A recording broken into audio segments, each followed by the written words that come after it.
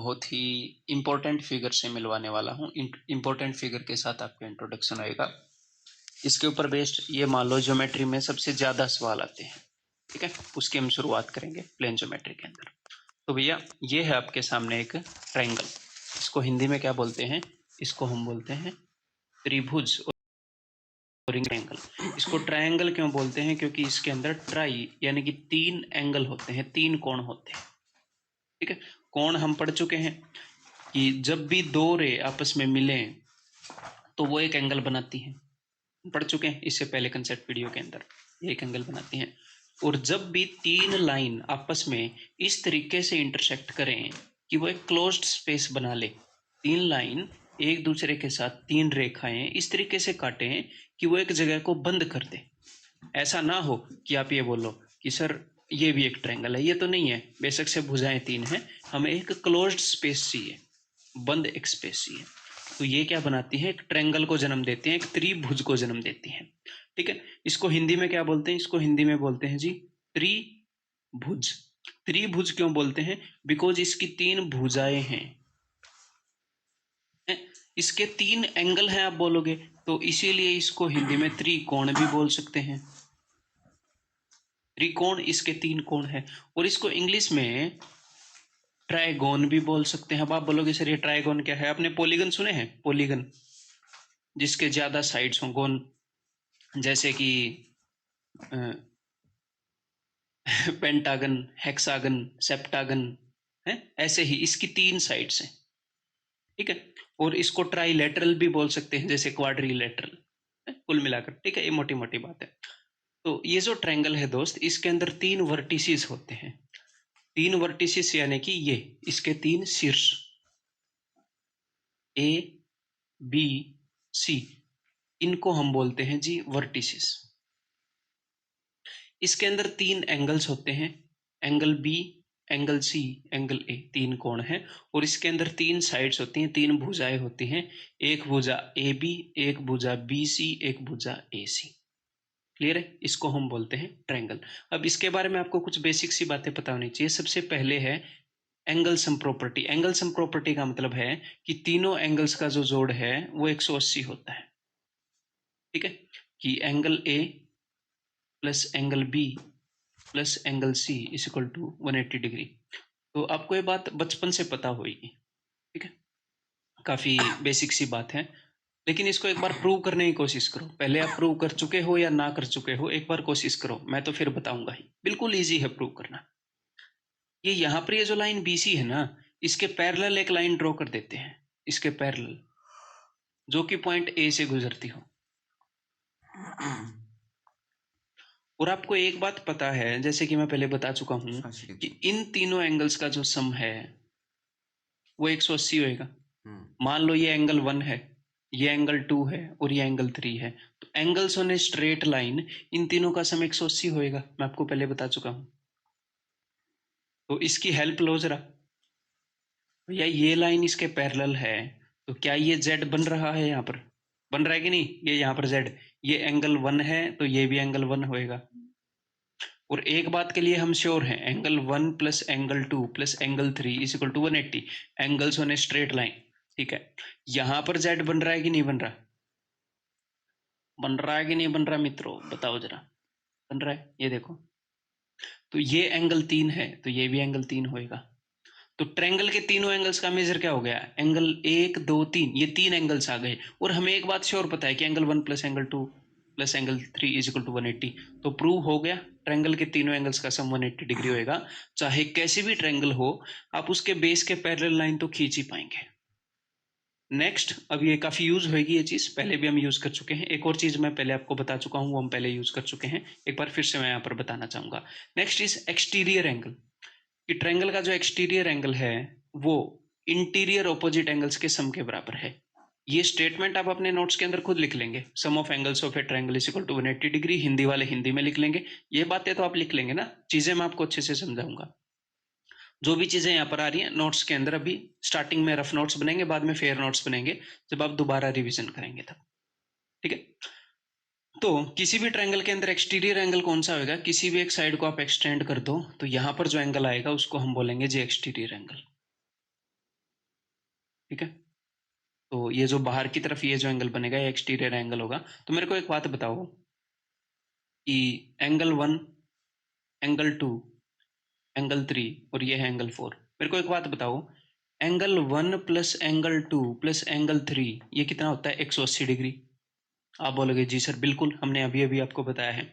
और आपको ये भी पता है कि angle 4 plus angle 3 is equal to 180 degree. Angles on a straight line, angle 3 और 4 बिकॉज ये स्ट्रेट लाइन मैंने खींची है, इनका सम भी 180 डिग्री है। तो भाई ध्यान से देखो कि एंगल 3 के अंदर अगर मैं ये दोनों चीजें जोड़ दूं तो भी ये 180 बनाता है। एंगल 3 के अंदर अगर मैं ये चीज जोड़ दूं तो भी ये 180 बनाता है। एंगल 3 के अंदर ये जोड़ दें तो भी सेम रिजल्ट, एंगल 3 के अंदर ये जोड़ दें तो भी सेम रिजल्ट। इसका मतलब कहीं ना कहीं ये बराबर है और कहीं ना कहीं कहाँ, इस धरती पर ही बराबर है। तो angle 1 plus 2 is equal to angle 4। तो एंगल 4 जो है वो इसके साथ वाले एंगल को छोड़कर बाकी दो एंगल्स के सम के बराबर है। क्यों? क्योंकि एंगल 4 के साथ ये मिलकर 180 बनाएगा, मतलब इसके साथ एंगल 4 मिलकर 180 बनाएगा और इसके साथ ये दोनों मिलकर भी 180 बनाएंगे, तो ये दोनों इसके बराबर हो जाएंगे। Hence proved.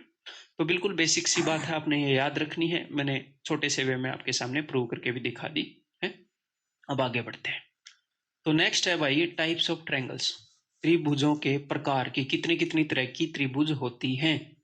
दो बेसिस पर हम उसको बांट सकते हैं। Number is on the basis of sides, भुजाओं के बेस पर हम त्रिभुजों को बांट सकते हैं। Next is on the basis of angles, angles कोणों के आधार पर हम त्रिभुज को बांट सकते हैं। तो on the basis of sides कैसे हम बांट सकते हैं? एक ऐसी त्रिभुज भी हो सकती है जिसकी तीनों साइड्स बराबर हो, ये भी 5 सेंटीमीटर हो, ये भी 5 सेंटीमीटर हो, ये भी 5 सेंटीमीटर हो, दैट इज इक्विलेटरल ट्रायंगल। ठीक है, उसकी लेटरल इक्वी है, इक्वल है, उसकी सारी साइड्स इक्वल है। समबाहु, उसकी जो बाहें हैं, जो आर्म्स हैं, जो भुजाएं हैं वो सम है, वो समान है। समबाहु, सारी भुजाएं समान है। ठीक है। नेक्स्ट इज आइसोस्केलस, यानी कि समद्वि बाहु। हिंदी बहुत मस्त है। सम यानी कि समान, द्वि मतलब कि दो, बाहु मतलब बाहें, दो बाहें बराबर हैं। हाँ बेशक से राक्षस ऐसा नाम लग रहा है, समद्वि बाहु, विषम बाहु ऐसे, बट क्लियर क्लियर यहां से पता चल रहा है। तो ऐसी ट्रायंगल जिसकी दो साइड्स इक्वल हो। मान लो ये 7 सेंटीमीटर है, ये 7 सेंटीमीटर है, ये 6 सेंटीमीटर है, तो ये दो साइड्स बराबर हैं। इसको हम क्या बोलेंगे? आइसोस्केलस यानी कि समद्वि बाहु। नेक्स्ट इज स्केलन यानी कि विषम बाहु। तो एक ऐसी ट्रायंगल जिसकी कोई भी साइड इक्वल नहीं है, यानी कि एक दूसरे के इक्वल नहीं है। 5, 6 और 7 सेंटीमीटर की अगर साइड्स हैं तो दिस इज स्केलन ट्रायंगल, विषम बाहु। क्लियर? बहुत ही basic. Then next on the basis of angles.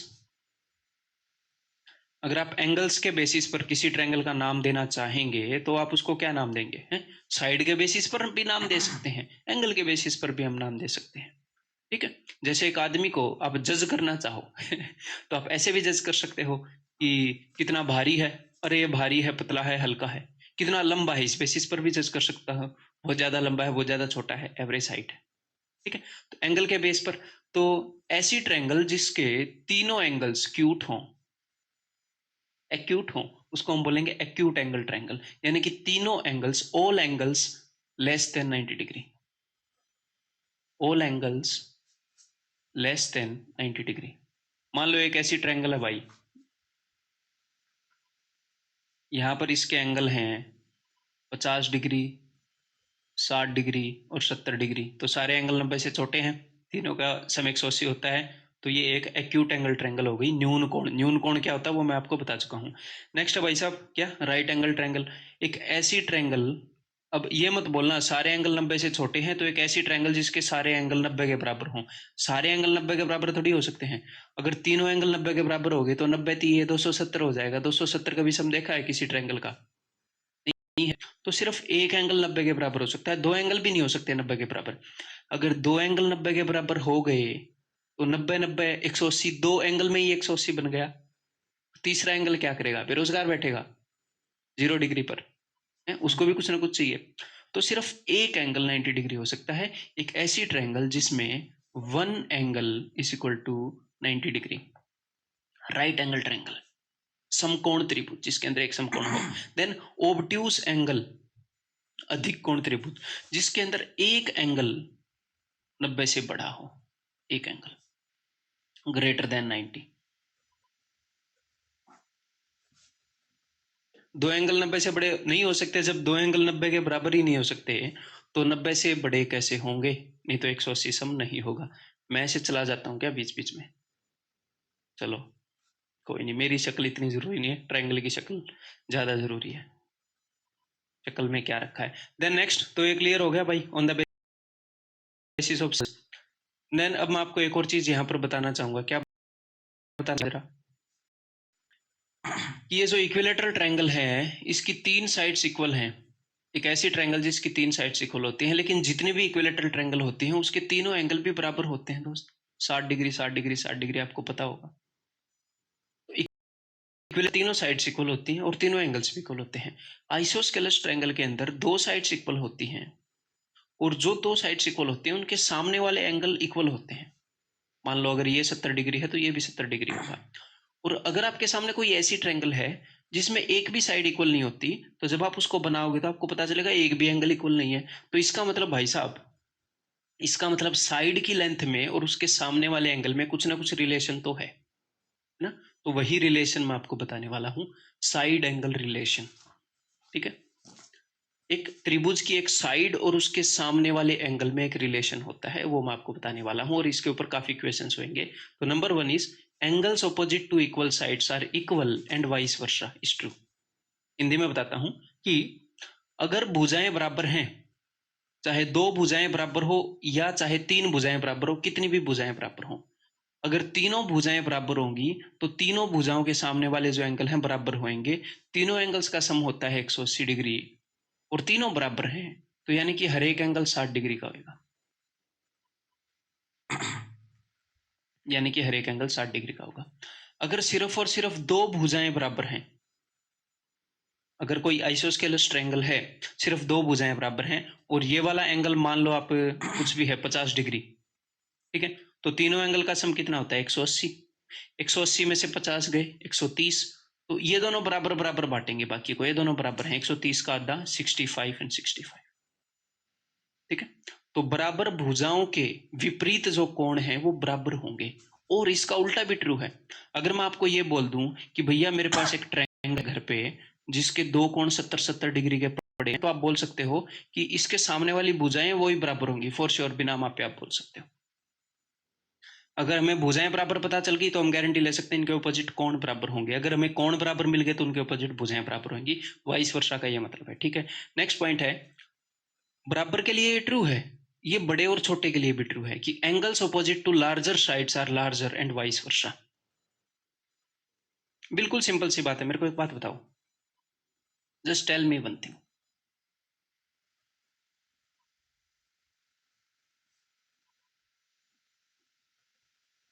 Feel करवाऊंगा मैं आपको।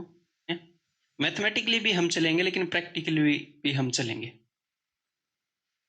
ये एक ट्रायंगल है ABC, ये जो एंगल है, ये जो एंगल है, ये कितना बड़ा होगा ये किस चीज पर डिपेंड करता है? ये डिपेंड करता है कि इसका मुंह कितना खुला होगा।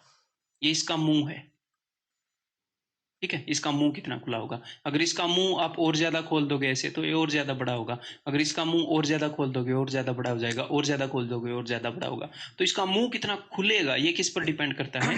कि इसके सामने वाली साइड कितनी बड़ी है। अगर मैं इसके सामने वाली साइड को बढ़ा दूं, बढ़ाता ही जाऊं, तो इसका मुंह ज्यादा खुलता रहेगा। तो उस एंगल का मुंह कम खुलेगा जिसके सामने छोटी साइड होगी। ठीक है, उस एंगल का मुंह ज्यादा खुलेगा जिसके सामने बड़ी वाली साइड होगी।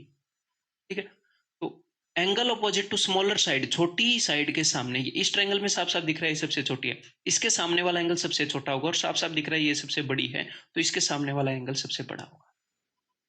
ठीक है, अगर आपको इसका उल्टा दिखता है ना, अगर मैं आपको साइड्स के बारे में कुछ भी ना बताऊं, मैं आपको बताऊं कि ये 30 डिग्री है और ये 120 डिग्री है, तो भी आप बोल दोगे कि ये साइड सबसे छोटी होगी इस ट्रायंगल में, और ये साइड सबसे छोटी, तो क्या होगी?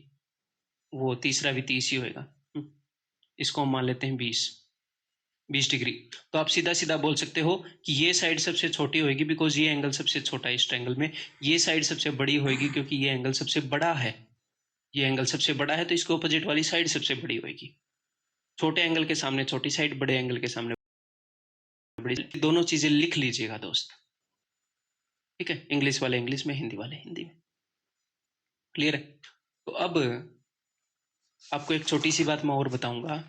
इसका मतलब किसी एंगल के सामने वाली साइड जो है और जो एंगल है उनके बीच में कोई ना कोई रिलेशन तो जरूर है। बड़े एंगल के सामने बड़ी साइड, छोटे एंगल के सामने छोटी साइड। उस रिलेशन को हम क्या बोलते हैं? उस रिलेशन को हम बोलते हैं जी साइन रूल।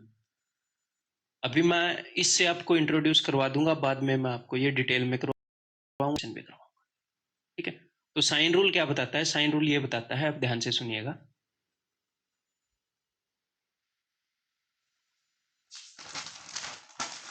साइन रूल हमें रिलेशन दे देता है एक साइड के सामने वाले, एक एंगल और उसके सामने वाली साइड के बीच में जो रिलेशन है वो हमें दे देता है, ठीक है? मान लो ये जो एंगल है ये ए है, ये एंगल बी है, ये एंगल सी है, ठीक है?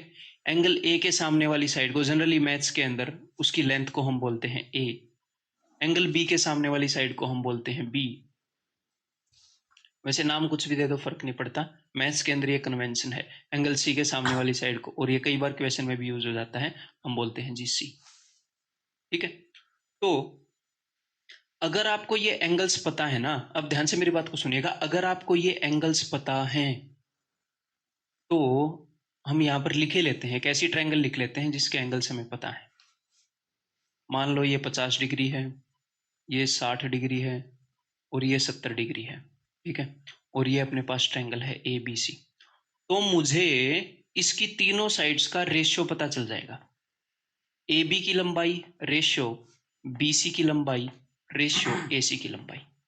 मुझे एग्जैक्ट लंबाई नहीं पता चलेगी क्योंकि क्या पता ट्रायंगल छोटी है या बड़ी है, लेकिन अगर मुझे एंगल्स पता है तो मुझे ट्रायंगल की साइड्स की लंबाइयों का रेशियो पता लग जाएगा कि किस रेशियो में है, क्योंकि एंगल के ऊपर ही तो डिपेंड करता है सामने वाली साइड कितनी बड़ी होगी, ठीक है? कैसे? इनका रेशियो बराबर होता है, ए बी के सामने कौन सा कोण है? ए बी के सामने, ए बी के सामने है 60 डिग्री, साइन 60, इसीलिए इसको साइन रूल बोलते हैं ना भाई।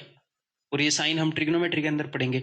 बीसी के सामने कौन सा कोण है? बीसी के सामने है 70 डिग्री, साइन 70। रेशियो एसी के सामने कौन सा कोण है? एसी के सामने 50 है, साइन 50, ठीक है? तो अगर कोई बंदा आपको ट्रायंगल के दो एंगल बता दे तो तीसरा तो अपने आप पता चल जाएगा। तो अगर ट्रायंगल के दो एंगल पता लग जाए तो उसकी सारी साइड्स की लंबाइयों का रेशियो हमें पता लग जाता है। और साइन रूल के अंदर इसको कैसे लिखा जाता है? इसको ऐसे लिखा जाता है, रेशियो एंड प्रोपोर्शन के अंदर मैंने आपको क्या पढ़ाया है? मैंने आपको ये पढ़ाया कि नहीं कि a/4 b/5 is equal to c/7 अगर हो, यानी कि a ratio b ratio c is equal to 4:5:7 है, कि ए बी सी के रेशियो को ऐसे भी हम डिनोट कर सकते हैं। तो एग्जामिनर या फिर जिसने भी साइन रूल बनाया उसने इसको ऐसे ही डिनोट किया है कि ए, इस एंगल के सामने वाली side a by sine a is equal to b by sine b is equal to c by sine c. कि जो साइड की लंबाई है a b और c वो इस रेशियो में है, इनके सामने वाले जो एंगल है उनका साइन निकाल लो, ठीक है? ये मैं ट्रिग्नोमेट्री में आपको निकालना बताऊंगा। तो समझ में आ गई बात? इसके बाद एक्सटेंडेड साइन रूल भी करेंगे हैं, लेकिन आखिर में करेंगे, उसके साथ उसके क्वेश्चंस भी करेंगे, टेंशन ना हो, मतलब सब कुछ होएगा। क्लियर है? अब मैं साइन रूल की एक बहुत ही ब्यूटीफुल सी वो मैं आपको बता दूं, एप्लीकेशन जो हम क्वेश्चंस को सोल्व करने में लगाते हैं और बहुत जगह लगाते हैं, तो एक बार ध्यान से देख लो। और इसको हम बहुत ज्यादा डिटेल में लगाएंगे, हाइट एंड डिस्टेंस के अंदर बहुत ज्यादा डिटेल में, जबरदस्त डिटेल में, आप मिस ही नहीं कर सकते, ऐसा हो ही नहीं सकता कि आपको ना आए, ठीक है? इतनी डिटेल में लगाएंगे। तो देखो भाई, कई बार ज्योमेट्री के क्वेश्चन सोल्व करते हुए भी हमारे सामने ऐसी ट्रायंगल आ जाती है जिसके अंदर ये तीन एंगल्स हो, ये कई बार, इसीलिए मैं आपको इसके बारे में स्पेशली बता रहा हूँ। कई बार ऐसी ट्रायंगल आ जाती है जिसके अंदर ये एंगल्स हो। तो मैंने अभी अभी आपको बताया कि angles opposite to equal sides are equal and sides opposite to equal angle are equal. बराबर एंगल्स के ऑपोजिट जो साइड हैं वो बराबर होंगी, यानी कि ये वाली साइड इसके बराबर होगी, ठीक है? 45-45 डिग्री के। और मैंने आपको बताया कि भैया जो ये तीन साइड्स हैं इनका जो रेशियो होता है वो दिया जाता है इनके साइन के द्वारा।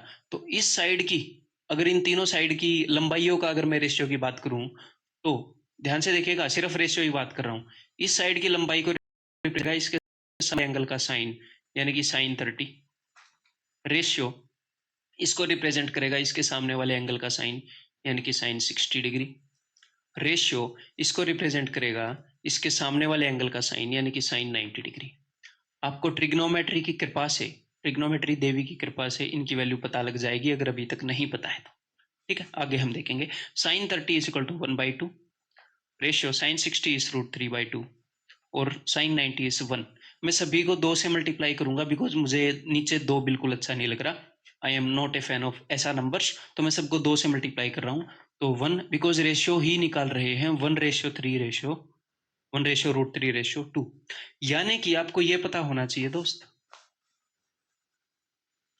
यानी कि आपको क्या पता होना चाहिए, अगर कोई कभी भी आपको कोई भी ऐसी ट्रायंगल दे दे जिसके एंगल्स 30, 60 और 90 हैं, तो 30 के सामने वाली साइड की लंबाई अगर 1 यूनिट है तो 60 के सामने वाली उससे √3 गुणा √3 है, और 90 के सामने वाली 30 वाली के सामने वाली से डबल यानी कि 2 यूनिट है।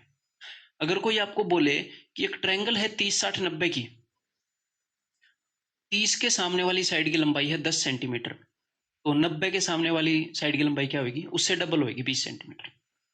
60 के सामने वाली की क्या होगी, उससे √3 गुणा होगी 10√3 सेंटीमीटर। सिमिलरली हम यहां पर निकाल सकते हैं, इस वाली साइड को क्या रिप्रेजेंट करेगा, इस वाली साइड को रिप्रेजेंट करेगा साइन 45। इस वाली साइड को क्या रिप्रेजेंट करेगा, इसको रिप्रेजेंट करेगा जी साइन 45। इसको क्या रिप्रेजेंट करेगा, इसको रिप्रेजेंट करेगा साइन 90। बहुत अच्छे। 1/√2 रेशियो 1/√2 रेशियो 1 √2 से सबको मल्टीप्लाई कर दें, 1:1:√2 ये आ गया दोस्त। यानी कि अगर इस वाली साइड की लंबाई 1 यूनिट है तो इस वाली साइड की लंबाई भी 1 यूनिट होगी, ये दोनों तो बराबर होंगी, बराबर एंगल्स के सामने है, और इस वाली साइड की लंबाई √2 यूनिट होगी। तो इसको मैं इमीडिएटली यूज नहीं करूंगा इस चीज को, इन फ्यूचर इसी चैप्टर के अंदर आगे आपको कई क्वेश्चंस मिलेंगे जहां पर ये यूज होता हुआ आपको दिखेगा, और हाइट एंड डिस्टेंस के अंदर मैं इसको फिर से आपको बताऊंगा, दोबारा समझाऊंगा और डिटेल में, और वहां पर तो बहुत सारे क्वेश्चन इसके ऊपर करेंगे, और भी स्पेशल ट्रायंगल्स मैं आपको करवाऊंगा। ठीक है, तो ये छोटी सी चीज अभी आप याद कर लो, ये लिख लो। अब मैं आपको क्या करूंगा, साइन रूल का एक भाई होता है कोसाइन। अब मैं आपको कोसाइन रूल बताता हूं फिर दोस्त आगे। ठीक है, तो भैया कोसाइन रूल आपकी मदद करता है, ये भी मैं आपको अभी सिर्फ मेंशन करूंगा, आपको सिर्फ बताऊंगा कि कोसाइन रूल क्या है। उसके बाद क्वेश्चंस हम एंड में करेंगे, ज्योमेट्री के बाद करेंगे इसके ऊपर बेस्ड। ठीक है, अभी सिर्फ सुन लो। अगर मैं आपको एक बात बोलूं कि मेरे पास एक ट्रायंगल है, उसकी 2 साइड्स मुझे पता है कि ये ए है, ये बी है, और इनके बीच का एंगल मुझे पता है थीटा, ये फिक्स है 50 डिग्री, 60 डिग्री, 70 डिग्री, इनके बीच में कुछ ना कुछ डिग्री में एंगल फिक्स है। ठीक है, अगर मेरे पास, मैंने इसकी लंबाई फिक्स कर दी कि इसकी लंबाई इतनी ही रहेगी। ठीक है, मैं लोहे वाले के पास गया, लोहे वाला जो वेल्ड करता है, वेल्डिंग लोहार, मैंने उसको दो डंडी दी मैंने उसको, एक तो ये डंडी दी, इसकी कुछ फिक्स लंबाई थी, एक और मैंने उसको डंडी दी, मैंने उसको बोला भैया 60 डिग्री पर वेल्ड कर दे, 50 डिग्री पर वेल्ड कर दे, 70 डिग्री पर वेल्ड कर दे। उस बंदे ने वेल्ड करके मुझे ऐसा सिस्टम दे दिया। तो मेरे को एक बात बताओ, अगर मुझे 2 साइड पता है और उनके बीच का एंगल, अगर ये तीनों चीजें फिक्स हैं, तो तीसरी साइड भी फिक्स हो गई ना। एक ही लेंथ हो सकती है तीसरी साइड की, कुछ ना कुछ जो भी इन दोनों के बीच में गैप है। तो अगर आपको 2 साइड पता है, उनके बीच का एंगल पता है, तो तीसरी साइड की लंबाई को बताता है कोसाइन रूल। बस ये छोटी सी बात है, इतनी सी बात है, इसको बाद में प्रूव वगैरह सब कुछ करेंगे, अभी सिर्फ मेरे को मेंशन करना था। अगर मैं तीसरी साइड की लंबाई मान लूं सी, अगर 2 साइड के बीच का एंगल आपको पता है, तो तीसरी साइड की लंबाई आपको निकालनी है। तो c² इज इक्वल टू, अब ध्यान से सुनिएगा, a² + b²। पाइथागोरस थ्योरम की तरह ही है ये, थोड़ा सा वहां से आप रिलेट कर पा रहे हो, और यहाँ से पाइथागोरस थ्योरम भी ड्राइव किया जा सकता है, बाद में ड्राइव करके दिखा दूंगा। ठीक है, a² + b² -2ab। ठीक है, a - b का हो गया तो है -2ab, और इस एंगल को हम यूज कर रहे हैं कोस थीटा। यहाँ पर ये कोस आ रहा है, कोसाइन आ रहा है, इसलिए इसको कोसाइन रूल भी बोलते हैं। ठीक है, ठीक है भाई साहब। क्लियर है? अगर दो साइड गिवन है, बीच का एंगल गिवन है, तो तीसरी साइड की लंबाई आप निकाल सकते हो। एग्जामिनर हो सकता है आपको ये बोले कि ए जो है 5 सेंटीमीटर, बी जो है वो 6 सेंटीमीटर और थीटा जो है वो मान लो, तो आप निकाल लोगे। तीसरी साइड की लंबाई आप बता दोगे, 5 का स्क्वायर 25, 6 का स्क्वायर 36, -2 × 5 × 6 cos 60 is 1/2। ट्रिग्नोमेट्री में पता चलेगा। ठीक है, अभी आ गई यहाँ पर वैल्यू, कितना आ गया भाई? 50 और 11 61, -6 5 30 31, अंडर रूट ये सी स्क्वायर आया है, तो तीसरी साइड की लंबाई अंडर रूट 31 होएगी, अगर आप ऐसी ट्रायंगल बनाने की कोशिश करोगे जिंदगी में कभी तो। ठीक है, तो सारे रूल्स मैंने आपको बता दिए यहाँ पर। अब हम आगे क्वेश्चंस प्रैक्टिस करते हैं फिर, है? जो चीज़ें मैंने आपको बताई हैं, जो इंट्रोडक्शन मैंने आपको करवाई है कि इक्वल साइड्स के ऑपोजिट एंगल्स इक्वल होते हैं, बड़ी साइड के ऑपोजिट एंगल बड़ा होता है, ट्रायंगल के तीनों एंगल्स का सम जो है वो 180 डिग्री होता है, और पहले भी हम लाइन्स एंड एंगल्स कर चुके हैं। तो इन सारी चीज़ों का मिश्रण आपके सामने आएगा, मजे में सीखेंगे, टेंशन नहीं लेनी। क्वेश्चन नंबर बताओ भाई, पहला अपना, टेंशन बिल्कुल भी नहीं लेनी, मजे में सीखना है। क्वेश्चंस का लेवल मेरे ऊपर छोड़ दो, बढ़ाना है घटाना है मैं अपने हिसाब से रखूंगा, जो बेस्ट होएगा आपके लिए। आप सीखते रहो, मेरा सॉल्यूशन नहीं देखना, पहले कोशिश करनी है कि आप खुद निकालो। ठीक है, उसके बाद देखना अगर निकले या ना निकले, कंसेप्ट वीडियो पूरी देखनी है। देखो, in a triangle ABC, BD is perpendicular to AC in a triangle ABC। Body बनाते हैं भैया, बॉडी थोड़ी सी।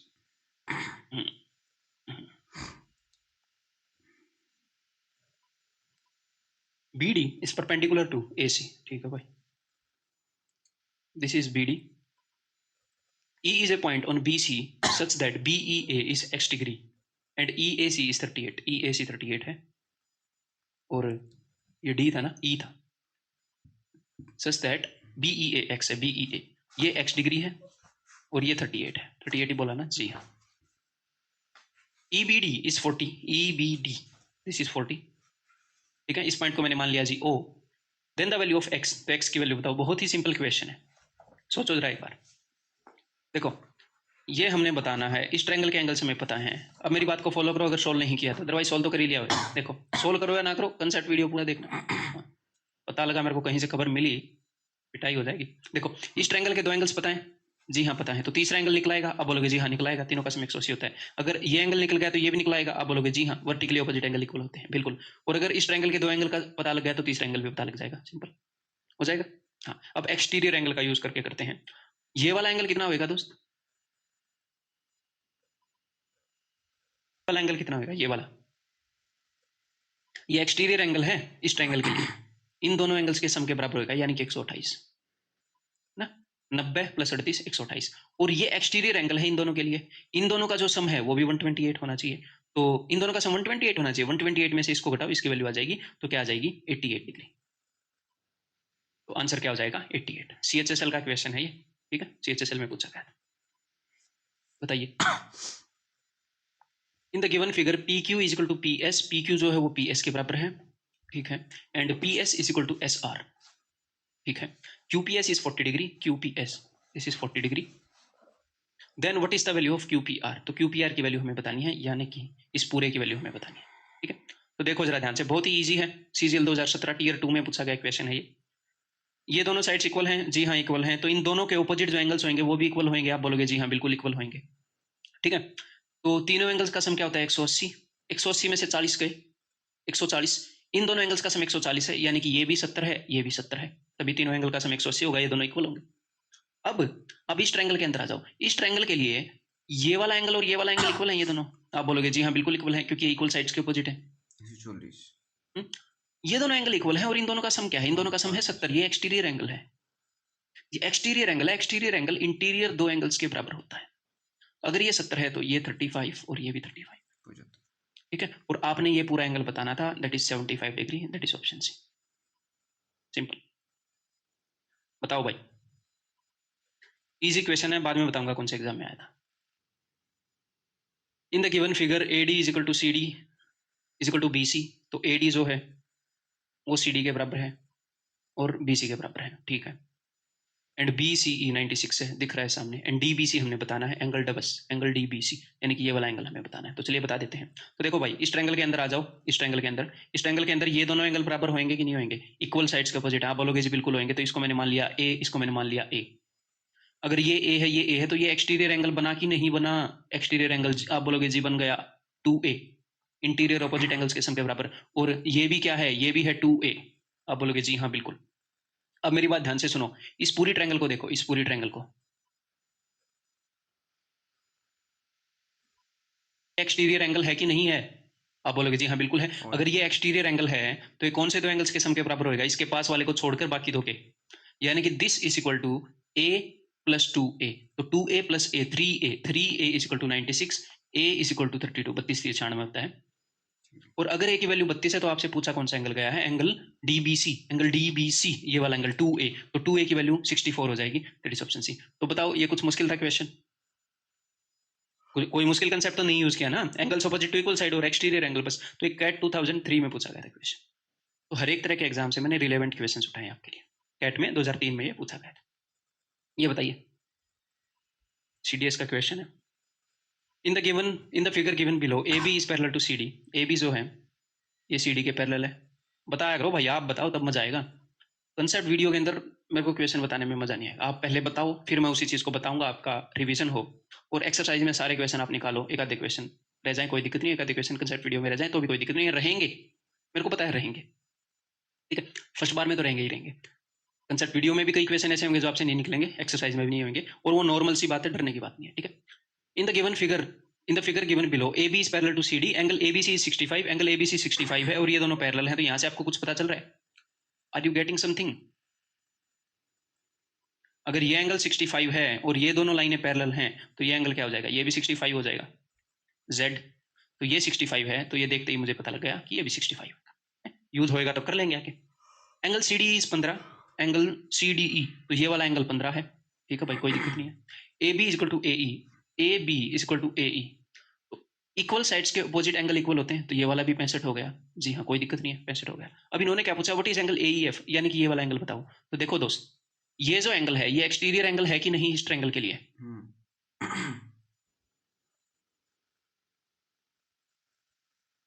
ये एंगल एक्सटीरियर एंगल है कि नहीं? इन दोनों के सम के बराबर होगा कि नहीं ये वाला एंगल? आप बोलोगे जी हाँ बिल्कुल होगा। है, एंगल सम प्रॉपर्टी से निकाल सकते हो। इन तीनों का सम 180 है, तो ये वाला आप निकाल लोगे, फिर ये वाला निकाल लोगे। ठीक है, तो इन दोनों का सम है जी 80। मेरे को एक बात बताओ, इन तीनों एंगल्स का सम 180 होगा कि नहीं होगा? आप बोलोगे बिल्कुल होगा, एक स्ट्रेट लाइन के ऊपर है ये एंगल, तीनों का सम 180 होगा। तो 180 में से इन दोनों को घटाऊंगा, ये आ जाएगा। ठीक है, 180 में से 80 गया 100, 100 में से 65 गया 35, तो ये वाला एंगल कितना हो गया? 35, 35। बहुत ही सिंपल। ठीक है, ये क्वेश्चन ट्राई करो भाई, इजी क्वेश्चन है, आप कर सकते हो, ट्राई करो।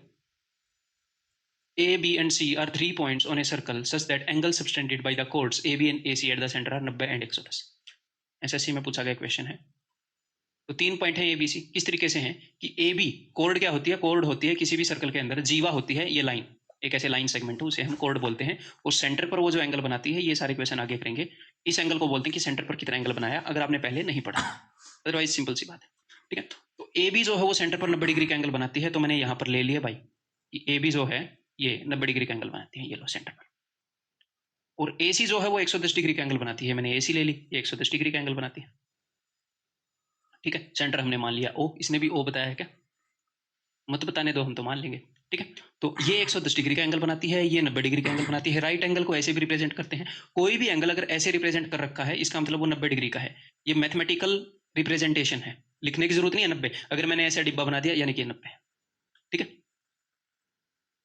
देन फाइंड एंगल BAC, तो हमें एंगल BAC बताना है। तो भैया मेरे को एक बात बताओ, सोचो, ये एक सर्कल है, आप इसके बारे में क्या बोल सकते हो? सर्कल का रेडियस बराबर होता है, तो उसको कैसे यूज कर सकते हो? क्या क्या बराबर हो गया है यहाँ पर? OA भी रेडियस है, OB भी रेडियस है, त्रिज्या है, OC भी त्रिज्या है। ठीक है, अब देखो इस ट्रायंगल के अंदर आ जाओ, इस ट्रायंगल में ये दोनों साइड्स बराबर हैं, तो इनके ऑपोजिट जो एंगल होंगे वो भी बराबर होंगे। आप बोलोगे जी हाँ, तीनों एंगल का सम 180 डिग्री होगा, तो 180 में से 110 को घटाओ, 70 डिग्री। इस एंगल और इस एंगल का सम 70 डिग्री होगा, यानी कि ये भी 35 होएगा, 35 होएगा, ये भी 35 होएगा, 70 डिग्री दोनों का सम होगा। अब ये 90 है, तो 180 में से 90 गया, 90, तो इन दोनों एंगल्स का सम 90 होएगा, ये 45 होएगा, ये भी 45 होएगा, 45 होएगा। तो एंगल BAC क्या होगा? एंगल BAC हो जाएगा जी 80। क्लियर है? That is option B. बहुत ही सिंपल क्वेश्चन। अब किसी भी सर्कल के अंदर जो रेडियस होते हैं वो सारे इक्वल होते हैं, इस पॉइंट को यूज करना मत भूलिएगा। एक और क्वेश्चन दे रहा हूं, बताओ, SSC में पूछा गया, इसको करने की कोशिश करो, कर लोगे? थोड़ा सा सोचना, इजीली आप इसको कर लोगे, नॉट ए बिग डील। इस बात को ध्यान रखना कि सारे रेडियस बराबर होते हैं, ठीक है? AB is a chord of a circle with centre O, ठीक है? DOC is a line segment originating from A point D on the circle. तो देखते हैं, पहले AB बना लेते हैं, जो है वो chord है, सेंटर जो है वो O है, विद सेंटर O। सर्कल अच्छा बना है, थोड़ा सा टेढ़ा बन गया यहाँ से, मैं बिल्कुल पास खड़ा हूँ बोर्ड के, नहीं तो बहुत अच्छे सर्कल बनाता हूँ मैं। And DOC is a line segment originating from A point D on the circle and intersecting AB produced at C। अगर उसने AB प्रोड्यूस्ड बोला है तो यानी कि ऐसे बढ़ेगी लाइन, अगर उसने BA प्रोड्यूस्ड बोला होता तो ऐसे बढ़ती, ठीक है? AB प्रोड्यूस्ड यानी कि उधर बढ़ेगी, BA प्रोड्यूस्ड यानी कि इधर बढ़ेगी, ठीक है? तो पॉइंट D से एक लाइन आती है, सेंटर O से पास होती है, AB प्रोड्यूस को C पर काटती है लाइन DOC। तो कैसे बन सकता है DOC? ऐसे ही बन सकता है, बस ऐसे, ये C होएगा, ये D होएगा, DOC AB को प्रोड्यूस करने के बाद C पर काट रही है, ठीक है? अब आगे देखो, अब आगे इसने क्या बताया, such that BC is equal to OD। तो ये जो BC है, this is equal to OD, बहुत अच्छे। If angle BCD is equal to 20, और ये वाला जो एंगल है ये अगर 20 डिग्री के बराबर है, ठीक है, देन एंगल AOD, तो ये वाला एंगल आपने बताना है, ये वाला एंगल, ठीक है? बता देंगे। अब मेरे को एक बात बताओ, OD भी रेडियस है, OA भी रेडियस है, रेडियस बराबर होते हैं। अब एक छोटा सा कंस्ट्रक्शन और करना है, उसके बाद हो जाएगा अपना क्वेश्चन। तो वो छोटा सा कंस्ट्रक्शन रेडियस ही ड्रॉ करना है, मैं आपको हिंट दे रहा हूं, अगर नहीं किया है तो। एक रेडियस बनाओ, मजे लूटो, एक रेडियस बनाओ, ये OB, तो तीनों रेडियस बराबर होंगे। अब आपका काम बहुत ही आसान हो गया है, अगर आपने पहले नहीं किया है तो भी आप कर सकते हो इसको, ठीक है? यहां पर हमें एंगल गिवन है 20 डिग्री, तो अगर ये 20 डिग्री है, ये दोनों साइड्स इक्वल हैं, इस ट्रायंगल के अंदर देखो OBC, ठीक है? अगर ये 20 है तो ये भी 20 होएगा, angle opposite to equal sides के ऑपोजिट एंगल। आप बोलोगे जी हाँ बिल्कुल, ठीक है? अब ध्यान से देखिए आप, ये जो है ये एंगल इसके इक्वल होएगा इस ट्रायंगल के अंदर, angles opposite to equal sides, ठीक है? और ये एंगल कितना है आप बता सकते हो? ये एंगल कितना है बताओ? 40। ये एंगल कितना है? अगर ये 20 है और ये 20 है तो ये एंगल कितना होगा? 40। एक्सटीरियर एंगल इन दोनों के सम के बराबर, 20 और 20 40। तो अगर ये 40 है तो ये भी 40 होगा, बहुत अच्छे। अब ये एंगल कितना है ये बता सकते हो? 40। ये O है, हमने ये एंगल बताना है, ये C है, ये 20 है दोस्त, और यहां पर ये एंगल 40 है। ये एंगल बता सकते हो? बताने का तो आप ये एंगल निकाल लोगे, हैं? 40 40 80, तो ये 100 हो जाएगा, 120, फिर आप ये बता दोगे। लेकिन ऐसे देख पा रहे हो कि नहीं, 40 और 20 60, तो ये भी 60, बिकॉज ये एक्सटीरियर एंगल है। कई बार एक्सटीरियर एंगल को देख पाना भी एक कला है हैं? ठीक है? तो 40 और 20 60, तो ये वाला एंगल कितना हो जाएगा? ये वाला 60 हो जाएगा। कई क्वेश्चन में ये कला काम आती है, दैट इज ऑप्शन है। अब घबराना नहीं है, एक और क्वेश्चन इसी पैटर्न के ऊपर आया हुआ रिसेंट एग्जाम के अंदर आपसे करवाऊंगा। ये क्वेश्चन CGL 2017 टीयर 2 में पूछा गया, तो एक बार करो, जो पिछला क्वेश्चन कराया उसी के ऊपर बेस्ट है। In the given figure P is the centre of the circle, P centre है भाई। If QS is equal to PR, QS is equal to PR, PR radius है यानी कि PQ के बराबर भी होगा। Then what is the ratio of angle RSP, angle रसप RSP यानी कि इस वाले एंगल का, और एंगल TPR, एंगल टपर, इस वाले एंगल का हमने रेशियो बताना है। देखो भाई, अगर मैं इस एंगल को मान लूं A या थीटा, कुछ भी मान लो, अगर ये एंगल A है तो ये वाला एंगल भी A होगा, angle opposite to equal sides. इस ट्रायंगल को देखो SQP को, अगर ये दो साइड्स बराबर हैं तो इनके ऑपोजिट वाले एंगल बराबर होंगे। जी हाँ बिल्कुल, पिछले वाला ही केस है। अगर अब आप ये देख पा रहे हैं,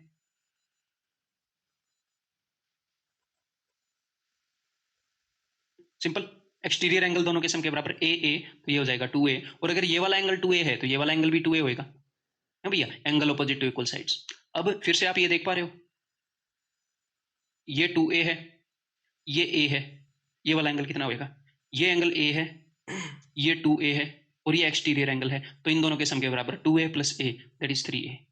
और आपने रेशियो बताना था, कौन कौन से एंगल का बताना था? आपने रेशियो बताना था इस वाले एंगल का A का और 3A का, तो रेशियो क्या हो जाएगा? 1:3, that is option C।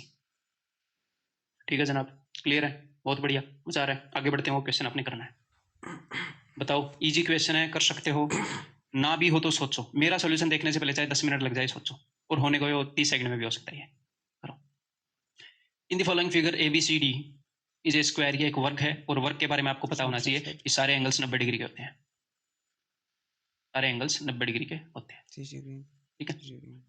AOD is an equilateral triangle, equilateral triangle यानी कि जिसकी सारी भुजाएं बराबर हैं, यानी कि इसका क्या मतलब है, सारी भुजाएं बराबर हैं, सारे एंगल्स का मेजरमेंट 60 डिग्री होता है। बहुत अच्छा। फाइंड एंगल BOC, तो हमें एंगल BOC बताना है। तो देखो ये एक वर्ग, इसकी सारी साइड्स बराबर होंगी, तो सबसे पहले सारी बराबर साइड्स को मार्क कर लो। और अगर ADO ही है ना, AOD इक्विलेटरल ट्रायंगल है, तो इसकी सारी साइड्स भी बराबर होंगी, आप बोलोगे जी बिल्कुल बराबर होंगी। और आपको ये पता है कि इक्विलेटरल ट्रायंगल का हर एक एंगल 60 डिग्री का होता है। वर्ग का एक एंगल, स्क्वायर का एक एंगल 90 डिग्री का होता है। ये पूरा 90 का है, 60 यहाँ पर आ गया, तो बाकी का 30 बचा हुआ है, ठीक है। और हमने बताना क्या है, हमने बताना है एंगल BOC। तो देखो भाई, अब ध्यान से देखो, आप क्या बोल सकते हो फिगर के बारे में। देखो AO और AB दोनों इक्वल हैं, जी हाँ इक्वल हैं। इक्वल एंगल्स के अपोजिट, इक्वल साइड्स के अपोजिट एंगल्स क्या होंगे, इक्वल होंगे। अगर ये 30 डिग्री है तो 180 में से 30 घटाओ 150, इन दोनों एंगल्स का सम 150 होएगा, और ये दोनों इक्वल साइड्स के अपोजिट है, तो दोनों बराबर होंगे, तो ये भी 75 होएगा, ये भी 75 होएगा। बिल्कुल बढ़िया। अगर ये 75 है, आप दो तरीके से आगे जा सकते हो। तरीका नंबर 1 बता रहा हूँ। अगर ये 75 है तो ये क्या होगा, ये 15 डिग्री का होगा, बिकॉज ये पूरा एंगल 90 डिग्री का है। 90 में से 75 गए 15। अगर ये 15 है तो ये भी 15 होएगा, तो 15 और 15 30, 180 में से। अब आप बोलोगे सर ये 15 क्यों होएगा, बिकॉज सेम सिचुएशन है ना दोस्त, सेम सिचुएशन है, एक सिमेट्रिकल सिचुएशन है। आप यहाँ से आ गए हो, अगर आप वहां से जाओगे तो भी 15 आएगा, या तो डायरेक्टली 15 लिख लो, या फिर यहाँ से जाकर देख लो, ये भी 75, ये भी 75 होगा, ठीक है। तो 15 15 30, 180 में से 30 गए 150, तो ये एंगल 150 हो जाएगा। या फिर अगर ये एंगल 75 है, आप यहाँ से आए हो, ये 30 है, 75 75 है, ये 30 है, 75 75 है, ये भी 75 आ जाएगा। तो एंगल्स अराउंड ए पॉइंट, सभी एंगल्स का सम होगा 360। तो इन तीनों एंगल्स का सम आप निकाल लो, 150 प्लस 60 210 है। इन तीनों एंगल्स का सम 360 में से घटा दो तो भी आ जाएगा ऑप्शन से। डूएबल क्वेश्चन था आपके द्वारा। ये बताओ भाई, जस्ट टेल मी दिस, बताओ, इजी क्वेश्चन है। In a triangle ABC, angle A is equal to 120 degree, ये 120 डिग्री है। There is a point D inside the triangle such that DBC is twice of angle ABD। DBC जो है वो double है ABD का, ठीक है। DBC, अगर ये एंगल A है तो ये 2A है, और DCB डबल है ACD का, DCB ये डबल है ACD का। अगर ये एंगल B है तो ये वाला एंगल 2B है, ठीक है। What is the measure of angle BDC, तो एंगल BDC इसका मेजर आपने बताना है, ठीक है। बहुत ही सिंपल है। देखो ये एंगल 120 है, पूरी बड़ी ट्रायंगल में देखो, पूरी बड़ी ट्रायंगल में ये एंगल 120 है, तो बाकी के दो एंगल्स का सम क्या होगा, 180 में से 120 को घटाओगे कितना आ जाएगा, 180 माइनस 120 60। तो इन दोनों एंगल्स का सम क्या होगा, पूरे बड़े बड़े एंगल्स का मैं बोल रहा हूँ, वो होगा जी 60, यानी कि 2A प्लस A, यानी कि 3A plus 3B is equal to 60 degree. आप बोलोगे जी हाँ बिल्कुल सर, तो अगर मैं 3 से काट दूं तो A plus B is equal to 3 से काटोगे तो 20 डिग्री, ठीक है। अब आपने निकालना क्या है, आप इन दोनों एंगल्स का सम निकाल सकते हो, इन दोनों एंगल्स का सम, क्योंकि आपने ये वाला एंगल निकालना है, तो इन दोनों का अगर आपने सम निकाल दिया तो 180 में से घटा देंगे, तो 2A प्लस 2B, इन दोनों का सम क्या होगा, इन दोनों का सम होगा, अगर A प्लस B 20 है तो 2A प्लस 2B ये क्या हो जाएगा दोस्त, 40। बहुत ही सिंपल सी बात है, दिख रहा है 40, इसका डबल। अगर इन दोनों एंगल्स का सम 40 है तो ये क्या हो जाएगा, 180 में से 40 गया 140, दैट इज ऑप्शन है, ठीक है। सिंपल है, मस्त क्वेश्चन है। आगे बढ़ते हैं, बताओ भाई, क्वेश्चन को करो, very much doable question. In a triangle DEF shown below, point A, B, and C are taken on DE, DF and EF, ठीक है, पॉइंट लिए हैं, such that EC is equal to AC, EC AC बराबर हैं, CF BC बराबर हैं, mark कर रखी हैं। एंगल D 40 है, एंगल D 40 है। हमने बताना क्या है, हमने बताना है एंगल ACB इन डिग्रीज, एंगल AC। मेरे को एक बात बताओ, इस ट्रायंगल के अंदर आओ, इस छोटी ट्रायंगल के अंदर, ये दोनों साइडें बराबर हैं, आप बोलोगे जी हाँ बराबर हैं, तो इनके अपोजिट एंगल भी बराबर होंगे। अगर ये A है तो ये भी A होएगा, आप बोलोगे जी बिल्कुल। इस ट्रायंगल के अंदर आओ, BCF के अंदर, ये दोनों साइडें बराबर हैं, तो angle opposite to equal sides are equal, तो ये अगर B है तो ये भी B होएगा, आप बोलोगे जी बिल्कुल। अब मेरे को एक बात बताओ, ये तो हमने मार्किंग कर ली, ट्रायंगल के तीनों एंगल्स का सम क्या होगा, 180। अगर ये वाला एंगल 40 है तो इन दोनों एंगल्स का सम क्या होगा, यानी कि A प्लस B की वैल्यू क्या होगी, angle A plus angle B, 180 में से 40 घटाओगे 140, आप बोलोगे जी हाँ बिल्कुल 140 होगी, ठीक है ना, ए प्लस बी इक्वल टू 140। हाँ, अब ये वाला एंगल कितना होएगा, अगर इन दोनों की वैल्यू 140 है तो ए प्लस बी के फॉर्म में ये आ सकता है। या फिर ऐसा लिखना भी मेरे ख्याल जरूरी था नहीं, अगर ए प्लस बी की वैल्यू ऐसे है तो ए प्लस बी की वैल्यू 140 है तो मैं यहाँ से ये निकाल सकता हूँ, फिर ये निकाल सकता हूँ, या फिर दूसरे तरीके से बताता हूँ। देखो ये ए है, ये ए है, तो ये क्या हो जाएगा दोस्त, ये हो जाएगा 180 माइनस 2a, तीनों एंगल्स का सम 180 है, मतलब इसको यूज करना भी जरूरी नहीं है, दूसरे तरीके से बताता हूँ आसान पड़ेगा। ये 180 माइनस 2a पड़ेगा, तीनों एंगल्स का सम 180 होता है, ये 180 माइनस 2b पड़ेगा, दिख रहा है ना, बिल्कुल 180 माइनस 2b। तो इस एंगल का, इस एंगल का और इस एंगल का, इन तीनों एंगल्स का सम क्या होगा 180, और उसमें से दो एंगल हमें पता लग गए, ये और ये, हाँ ए प्लस बी की आगे जरूरत पड़ेगी, गुड गुड गुड, ये दोनों एंगल हमें पता लग गए, ठीक है। तो ये एंगल कैसे निकलेगा, तीनों एंगल्स का सम 180 है, तो 180 में से अगर मैं ये दोनों एंगल घटा दूं तो आपको ये वाला एंगल मिल जाएगा, तो चलिए घटाते हैं, 180 में से दोनों एंगल घटाते हैं, 180 माइनस ये वाला एंगल यानी कि माइनस 180, साइन चेंज होएगा, ठीक है दोस्त, साइन चेंज होएगा घटाएंगे तो, माइनस ये वाला angle minus 180 plus 2a plus 2b, ये अपना आंसर है।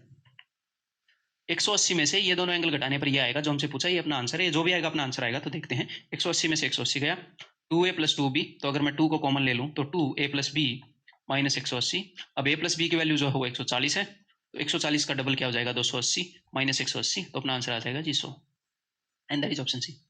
डूएबल क्वेश्चन था बिल्कुल, और हाँ इसको आप कई तरीके से कर सकते हो भैया, आप अगर ये a है तो आप ये निकाल लो, आप ये निकाल लो, और इन चार एंगल्स का सम 360 कर लो।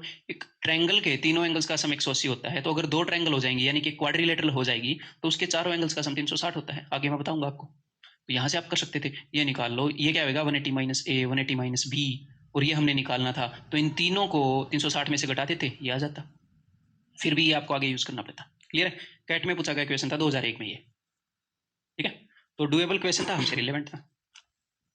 बताओ भैया बताओ, in the figure a star is shown, what is the sum of angles A B C D E, इन सारे एंगल्स का सम क्या होगा, A B C D E, easily हम इनको कर सकते हैं। वैसे मान लो आपने इस एंगल को ए मान लिया, इसको बी मान लिया, एक बार ट्राई करो, मैं चाहता हूं कि आप ट्राई करो मेरी एक्सप्लेनेशन से पहले, अगर कर भी चुके हैं तो मैं आपको हिंट दे देता हूं कि बहुत easily exterior angle is equal to sum of interior opposite angle use करके आप कर सकते हो, अगर कर भी चुके हैं तो, ठीक है। तो अब करें जरा, तो देखो भाई करते हैं, इस ट्रायंगल को देखो,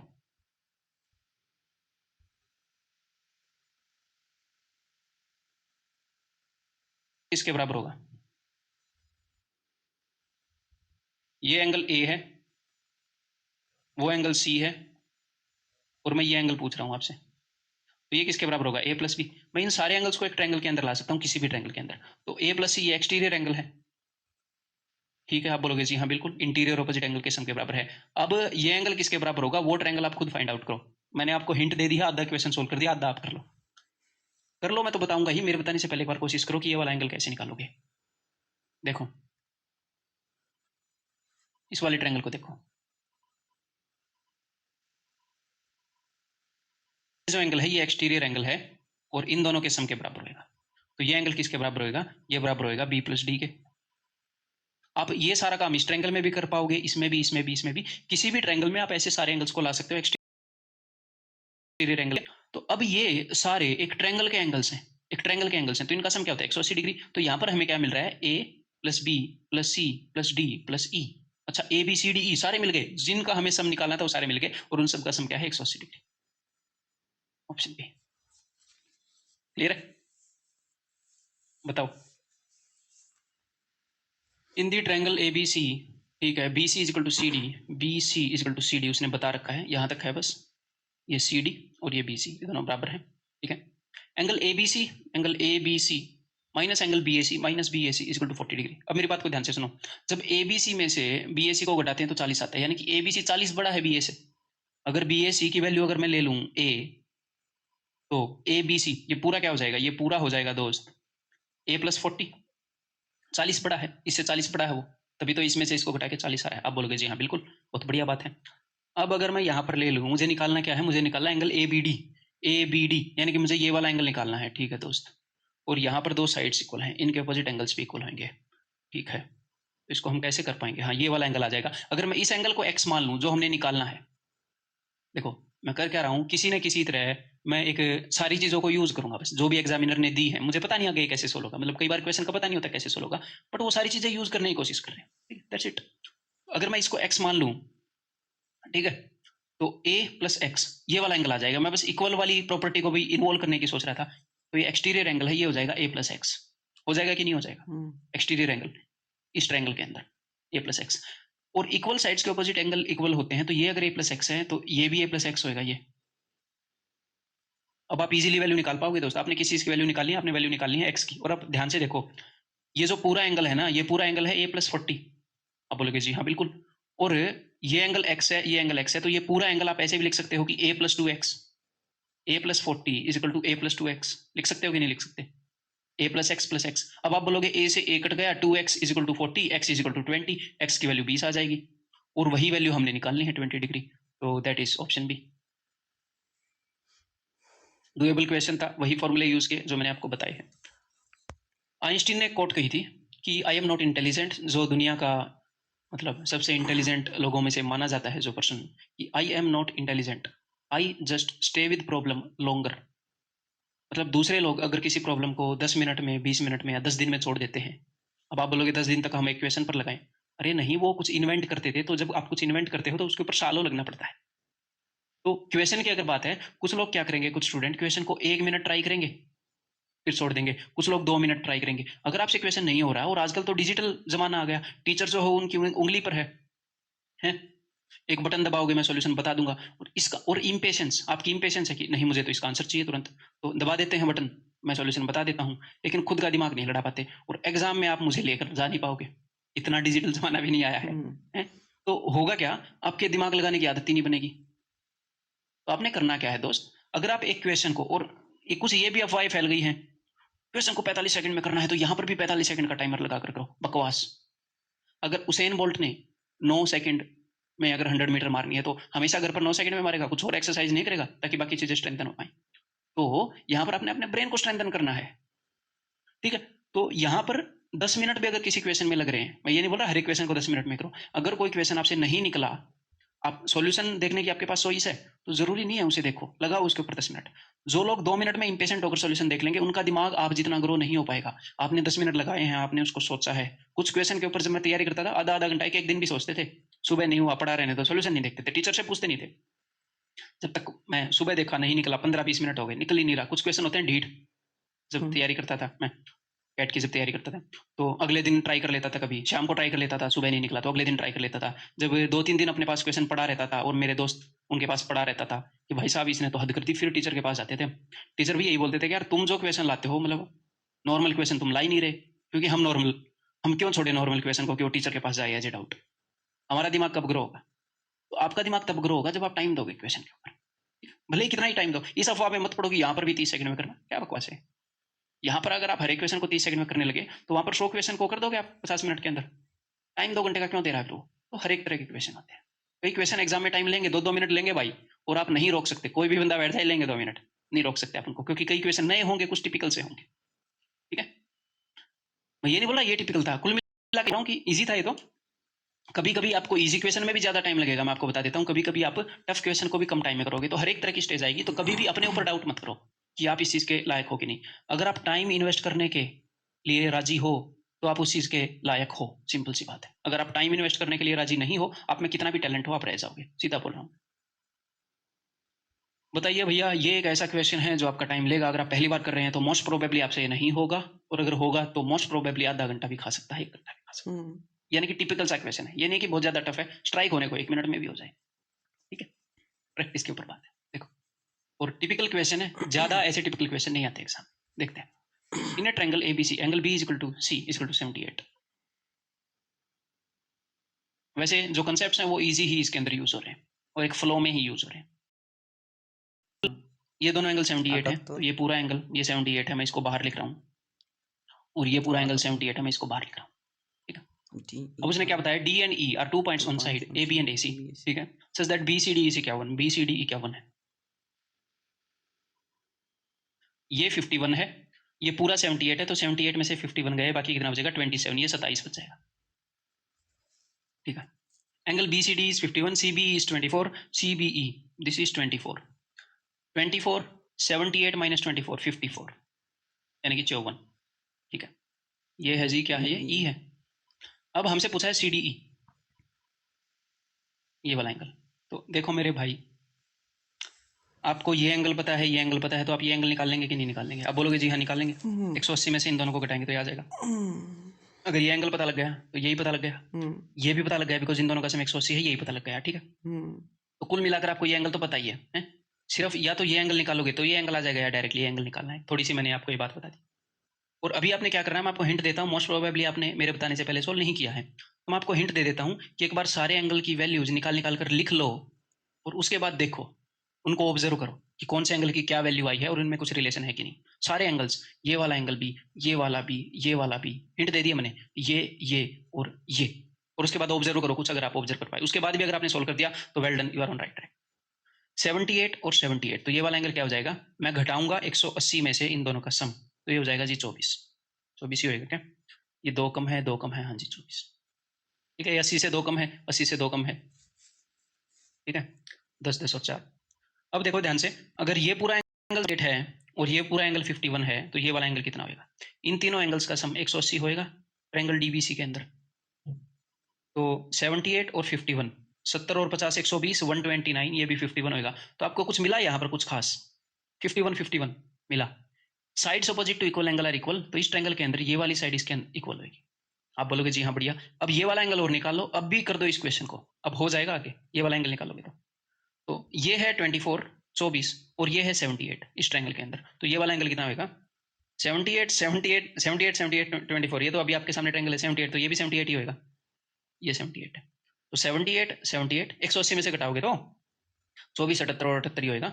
तो 78 78, तो ये दोनों साइड भी इक्वल होगी, sides opposite to equal angles are equal.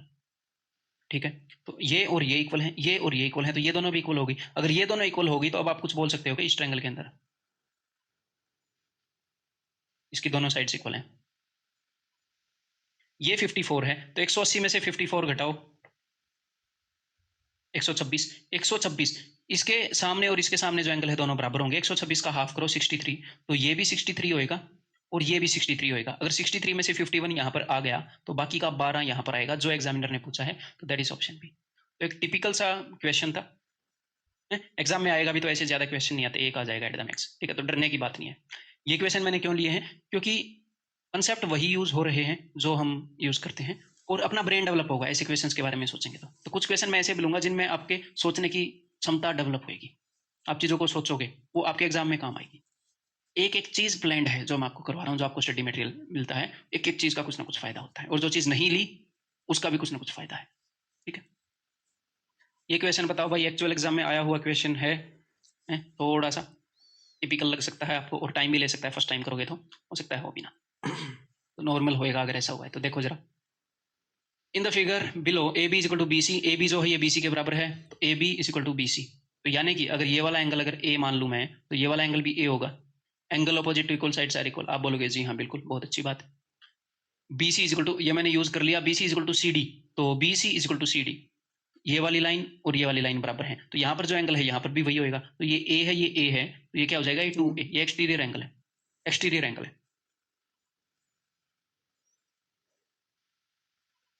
तो मैं आपको दे देता हूं इस क्वेश्चन के अंदर एक्सटीरियर एंगल यानी कि बाह्य कोण का जो कंसेप्ट है वो बहुत बढ़िया तरीके से यूज होगा। अब इससे ज्यादा मैं और क्या हिंट दूं? ठीक है, तो ये 2a है, तो ये 2a है। ठीक है, आगे देखते हैं।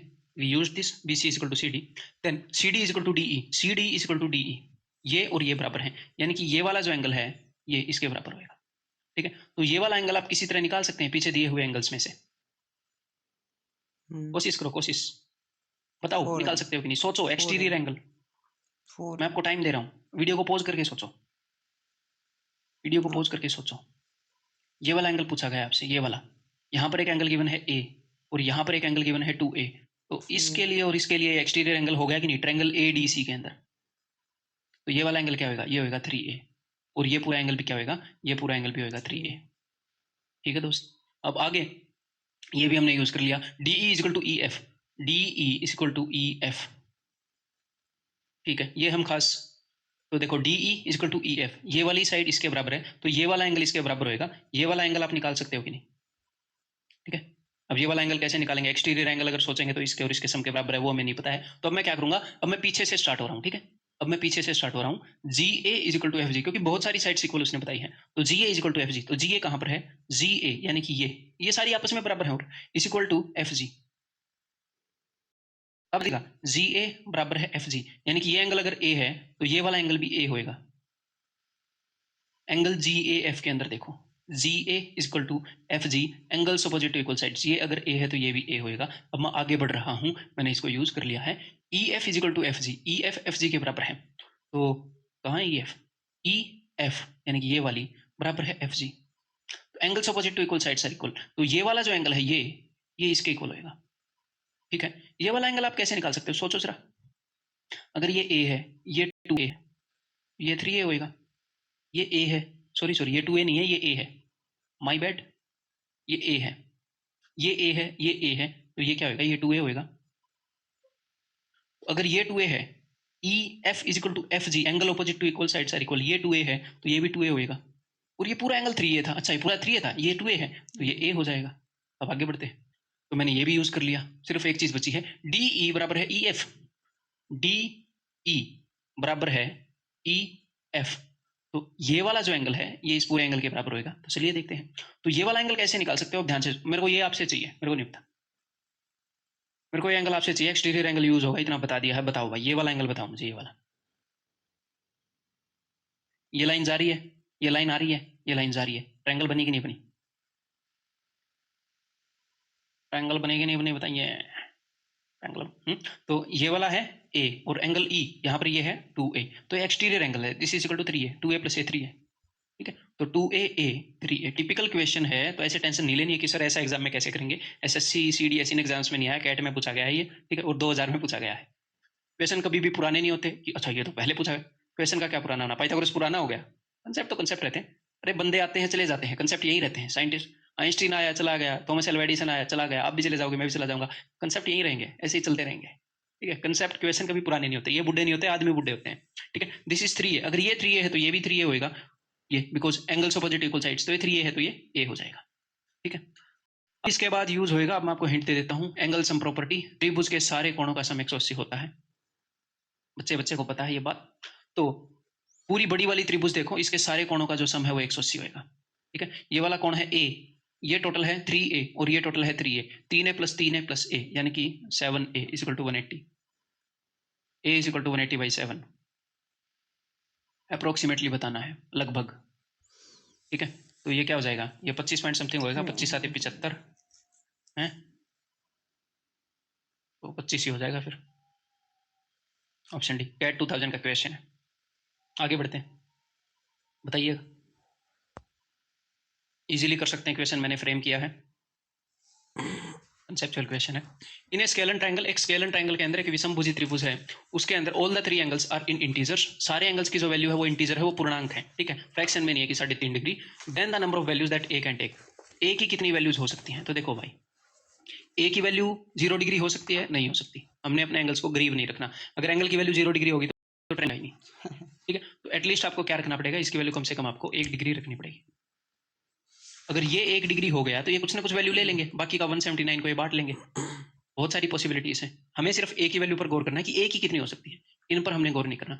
ए की वैल्यू 1 डिग्री हो सकती है, 2 डिग्री भी हो सकती है, आप बोलोगे जी हाँ बिल्कुल हो सकती है, इनके 178 डिग्री हो जाएगी। ए की वैल्यू 3 डिग्री हो सकती है, 4 डिग्री हो सकती है, 5 डिग्री, ए की वैल्यू ये सारी हो सकती है। फिर आप बोलोगे सर ए की वैल्यू जो है वो 180 डिग्री भी हो सकती है, तो भैया ए की वैल्यू 1 से लेकर 180 तक जाएगी, आप ये बोलोगे, मैं बोलूंगा नहीं हो सकती, क्योंकि तीनों एंगल्स का सम 180 है, तो फिर ये दोनों 0 हो जाएंगे, तो ये वैल्यू कैसे होगी? दिख रहा है ना, हो सकती। आप बोलोगे सर ए की वैल्यू 179 हो सकती है, मैं बोलूंगा नहीं हो सकती, क्योंकि एक जगह 1 डिग्री आएगा, एक जगह 0 डिग्री आएगा, तो कैसे हो सकता है? 0 डिग्री का एंगल नहीं चाहिए।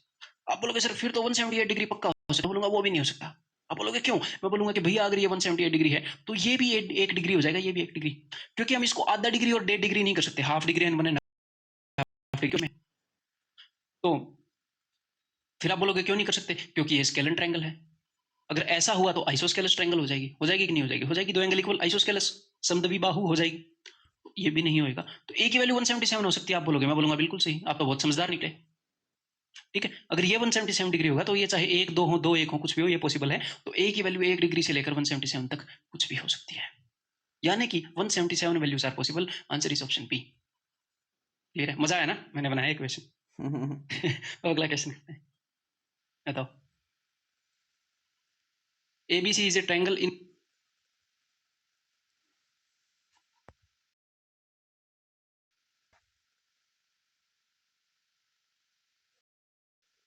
Thirty five times the smallest angle. ABC एक ट्रायंगल है जिसके अंदर स्मॉलेस्ट एंगल का 35 गुना, तो 35 टाइम्स द स्मॉलेस्ट एंगल। मैं मान लेता हूँ कि स्मॉलेस्ट एंगल की जो मेजरमेंट है वो एस है, is equal to 26 times the largest angle, और जो लार्जेस्ट एंगल है उसकी मेजरमेंट एल है, वो एल डिग्री का है। ठीक है, तो 35 S is equal to 26 L. अब आपको स्मॉलेस्ट एंगल और लार्जेस्ट एंगल का रेशियो मिल गया। लार्जेस्ट को नीचे ले आओ, स्मॉलेस्ट एंगल अगर 26 है तो लार्जेस्ट एंगल 35 है। ठीक है, what is the measure of second largest angle? ABC is a triangle, ठीक है। सेकंड लार्जेस्ट एंगल का मेजर क्या होगा? तो यहाँ पर एक और चीज अगर लिखी होती कि सारे एंगल्स इंटीजर में है तो मजा आ जाता। ठीक है, लेकिन आपका आंसर जो है वो इंटीजर में नहीं है, तो यहाँ से भी आपको हिंट मिल सकता है कि इंटीजर में ही है सारे।